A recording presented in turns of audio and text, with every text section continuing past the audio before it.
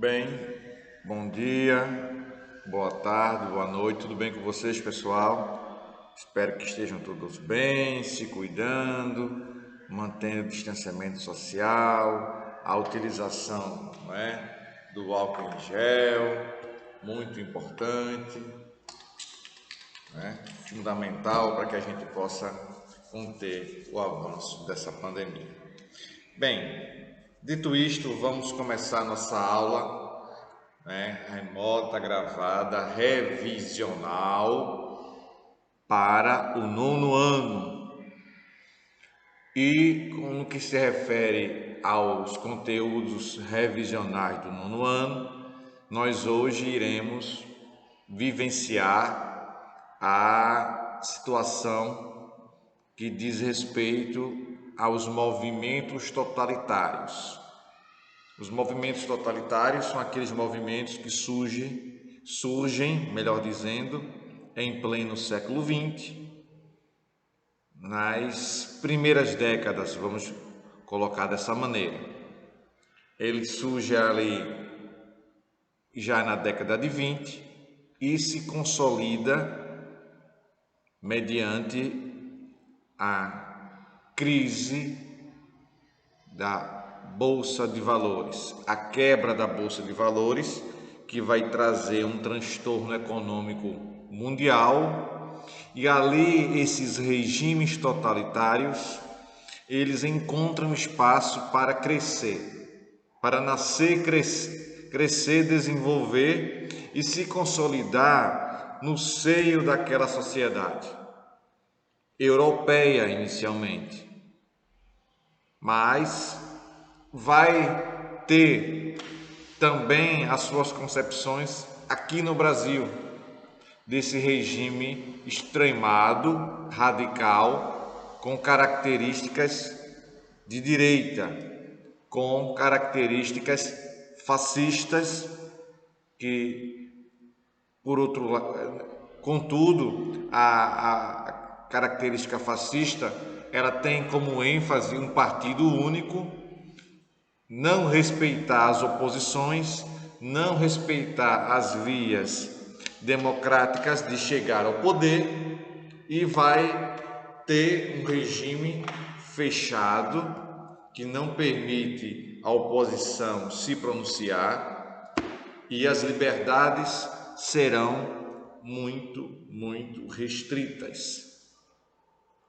Tá bom assim? E hoje nós vamos revisar sobre o nazismo. Mais uma vez, eu venho tocar nessa tecla, que é o significado dos termos em história. Porque se você não analisar, não verificar, não ficar atento, buscando entender o significado desses termos, você terá sérias dificuldades para absorver aquele conteúdo histórico. Então, nazismo, o que é o nazismo? O nazismo é um tipo de fascismo. Na verdade, nazi, N-A-Z-I, é uma abreviatura do que era, aliás, o Partido Nacionalista Socialista Alemão. Mas você tem que prestar atenção que esse termo socialista aí, ele não faz referência, ele não significa que esse termo socialista que é posto, colocado no partido nazista, não significa que ele vai receber qualquer influência do socialismo científico, por exemplo, pregado por Karl Marx e Friedrich Engels. Não se tem aí nenhuma relação entre as duas situações, entre os dois tipos de pensamento. É uma tentativa, colocando esse nome socialista, de atrair alguns simpatizantes, mas a prática, o Partido Nacionalista Socialista Alemão era um partido com diferenças enormes, gigantescas, para com o regime, para com a teoria do socialismo científico pregado por Karl Marx e Engels. Dito isto, vamos observar como ocorreu esse surgimento desse partido, dessa teoria, e que uma classe social descontente diante da situação ruim economicamente que a Alemanha estava vivendo, numa crise gigantesca econômica, parcelas da classe média e da burguesia alemã começaram a identificar o partido nazista como sendo um partido que iria apresentar uma solução e que iria tirar a Alemanha daquele atoleiro econômico e social. Então, o que foi que aconteceu? Muito bem, aconteceu um apoio paulatinamente, aos poucos. Diversas classes sociais começaram a ver o regime, aliás, o partido nazista com bons olhos, e o partido nazista participando democraticamente das eleições. E a cada eleição que se passava, o partido nazista começava a ganhar mais espaço. O partido nazista aumentava, por exemplo, o número de seus representantes no parlamento alemão, de deputados e senadores. Então, foi construindo ali um caminho de solidez política o partido nazista. Eis que surge, ao mesmo tempo do crescimento do partido, a figura de Hitler, que havia participado da Primeira Guerra Mundial junto ao exército alemão, apesar de Hitler ser um austríaco de nascimento. Hitler viu ali, jovenzinho, o ingresso dele no partido, aliás, no exército alemão, desculpe, uma solução para reduzir os seus problemas, principalmente as dificuldades de se alimentar. Então ele ingressou no exército alemão, se alistou para a Primeira Guerra Mundial e teve um certo destaque, principalmente pela sua bravura. Ele era, eu já mencionei isso, volto a falar, ele era aquele tipo de soldado que tinha uma missão, que é levar a correspondência aos locais, de um local para outro, transportando aquela correspondência. Deu para entender? E aqui nós temos, na página 82, como Hitler vai chegar ao poder, não é? E ele participa do exército, tem grande destaque, seja ele chega a patente de cabo, mas ele fica inquieto, achando que a Alemanha foi traída pelos países do ponto de vista diplomático, porque a Alemanha foi considerada a grande culpada, e além disso, ele colocou uma grande responsabilidade pela derrota da Alemanha durante a Primeira Guerra Mundial para com os judeus que participavam ali do exército alemão. E ele chamava os judeus de preguiçosos, inoperantes, colaboradores para a derrota alemã durante a Primeira Guerra Mundial. Tá bom assim? Deu para entender? E ele começa a fazer discursos. Ele dá 2 tiros numa cervejaria em Munique e vai preso, e lá encontra o que seria depois um dos seus melhores, mais fiéis amigos, Joseph Goebbels, que vai escrever tudo aquilo que Hitler está ditando para ele na prisão, e diante disso vai surgir o livro chamado Mein Kampf, A Minha Luta, que algumas pessoas chegam a rotular esse livro como sendo a Bíblia do nazismo. Pois bem, dito isto, vamos abrir o nosso livro na página 82 e perceber o desenvolvimento do regime totalitário nazista na Alemanha e como também na Espanha e em Portugal, esse mesmo regime totalitarista. Perfeito? Na página 82 diz assim: A forma como o regime totalitarista, não é, de caráter nazista chegou ao poder na Alemanha é muito parecida com o que ocorreu com o fascismo na Itália. É por isso que muitos historiadores consideram que o nazismo foi influenciado pelo fascismo. A recuperação econômica da Alemanha após a Grande Guerra, assim como em várias nações da Europa, foi interrompida devido à Grande Depressão no mundo. Diante disso, o Partido Nazista e o Partido Comunista disputaram o espaço político já no ano de 1930, nas eleições para o Reichstag. Na eleição para a chamada República de Weimar, regime parlamentarista de governo, os dois partidos tiveram a mesma proporção de parlamentares eleitos. Em 32, saindo da página 32 e indo para a página 33, os nazistas passaram de 107 parlamentares para 230.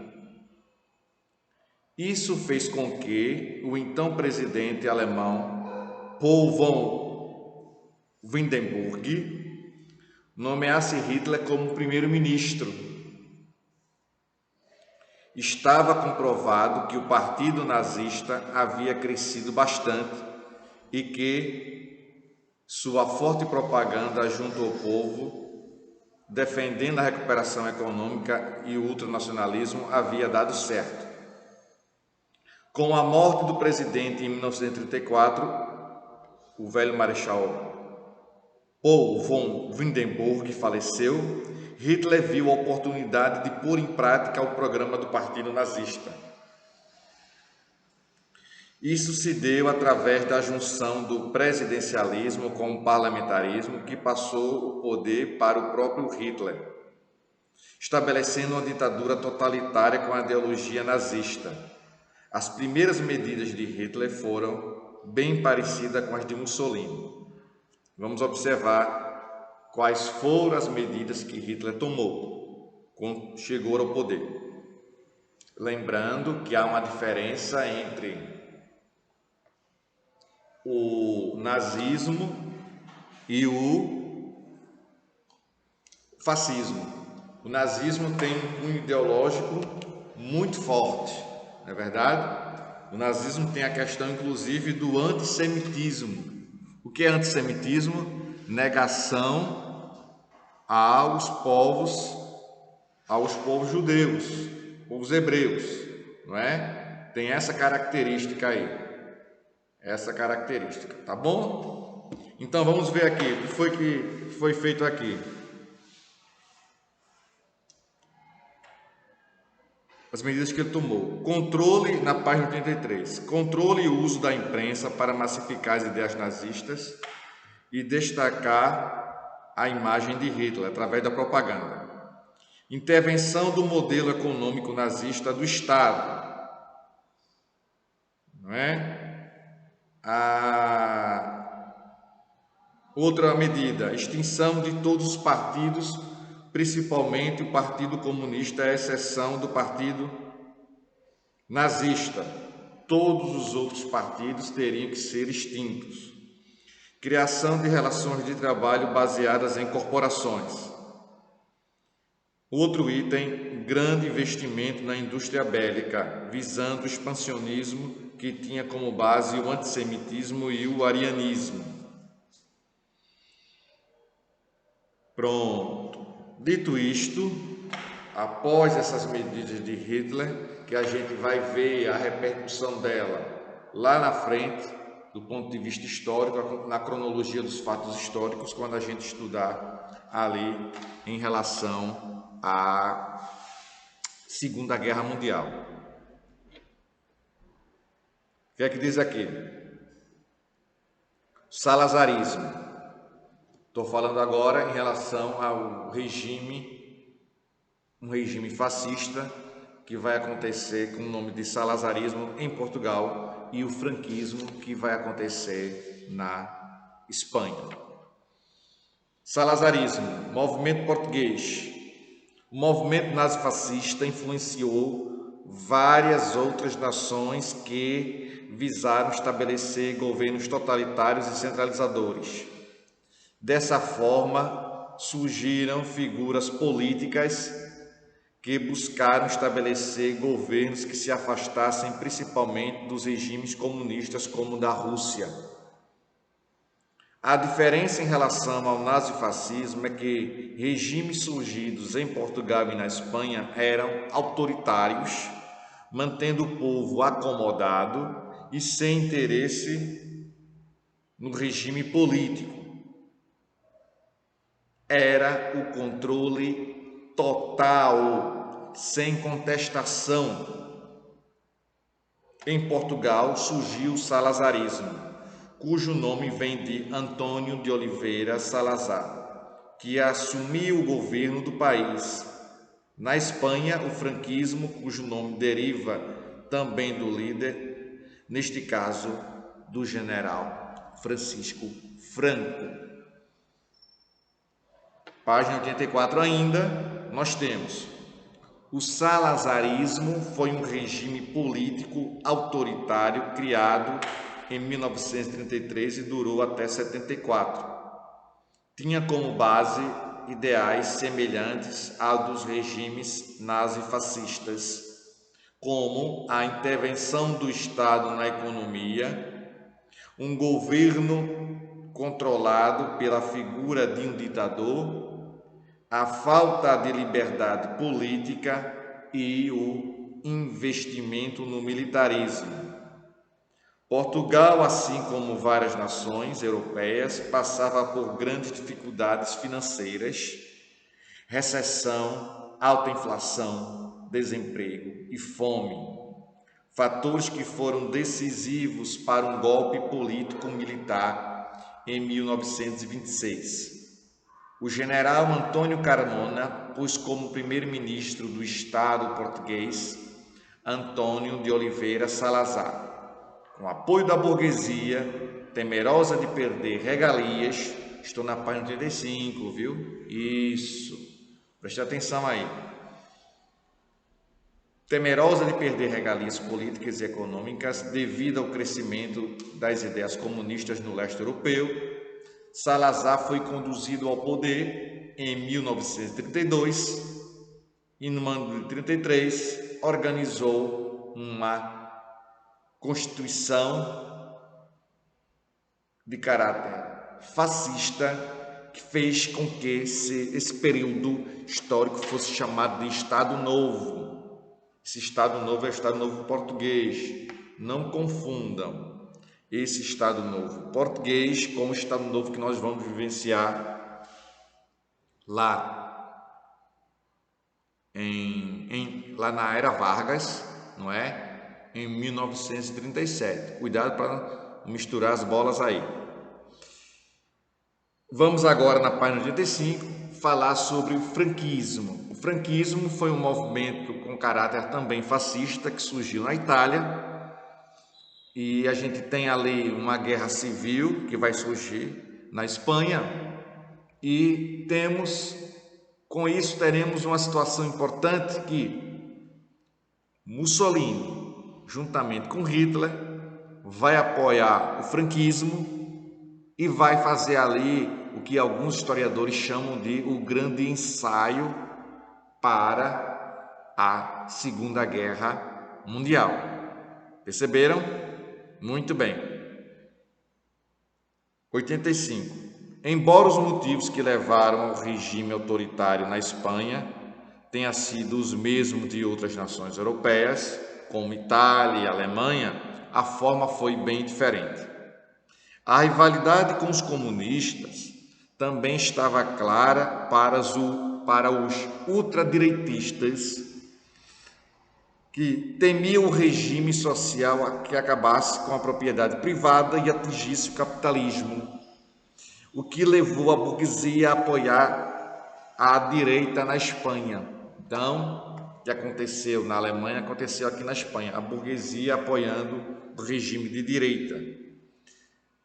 Até 1934, o governo espanhol estava com os socialistas, perdendo em seguida para a direita, mas os socialistas retomaram o poder em 36, desta vez com o apoio dos republicanos, a chamada Frente Popular. A extrema-direita passou então a se organizar com práticas terroristas, tentando desestabilizar o governo da Frente Popular.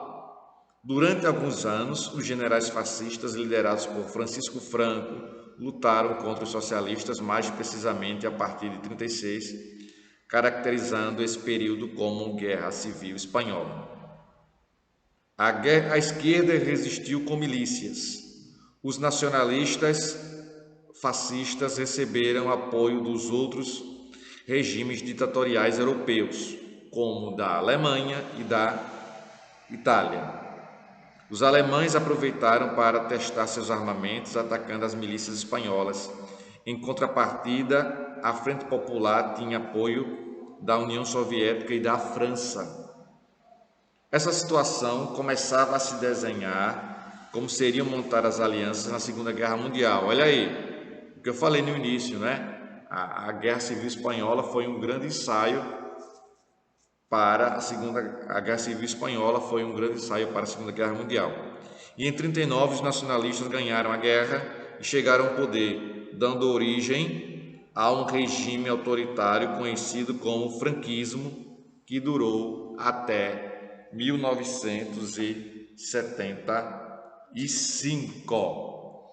Aí tem aqui uma atividadezinha na página 87 que diz assim: defina o nazismo. Resposta: concepção política criada por Adolf Hitler que se enquadra no regime totalitarista, ultranacionalista, etnocentrista e militarista, defendia um estado de exceção centralizador. Essa é a resposta. E nós temos aqui, na página 88, uma outra atividade que diz assim: quais foram as primeiras medidas políticas e econômicas de Hitler após chegar ao poder na Alemanha? Preste atenção aí. Olha a resposta então. As principais medidas foram: controle e propaganda da imprensa vinculada às ideias nazistas, intervenção do modelo econômico e político nazista no Estado alemão, ponto e vírgula, extinção dos partidos políticos, vírgula, exceto nazista, criação das corporações de trabalho, ponto e vírgula, e realização de investimentos na indústria bélica. Tá bom? Espero que vocês tenham compreendido o 9º ano. Se cuidem. Boas férias. Um abraço em todos. Tchau para vocês. Boas férias. Tchau, pessoal.